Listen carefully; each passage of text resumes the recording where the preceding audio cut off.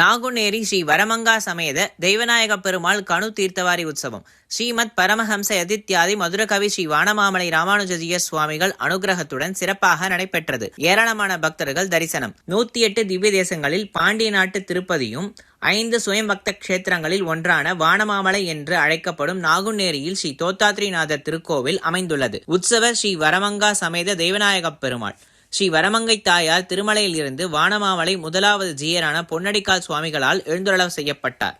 தைக்கணு உற்சவம் தீர்த்தவாரியும் ஸ்ரீமத் பரமஹம்ச யதித்யாதி மதுரகவி ஸ்ரீ வானமாமலை ராமானுஜ ஜீய சுவாமிகளின் அனுகிரகத்துடன் சிறப்பாக நடைபெற்றது. கணுப்பொடி என்று பெண்கள் தங்களது பிறந்த இல்லத்திற்கு வந்து உடன் பிறந்தவர்களை கண்டு பேசி ஆனந்தித்து சிறப்பாக வாழ வேண்டும் என்று பெருமாளிடம் பிரார்த்தனை செய்வார்கள். அவர்களின் ஆசிகளை பெற்று மகிழும் நாளாகும். இந்த ஆண்டு கணு உற்சவம் கடந்த 6 தினங்களாக காலையில் தைலக்காப்பு உற்சவம் மற்றும் மாலையில் பத்தி உலாவும் நடைபெற்றது.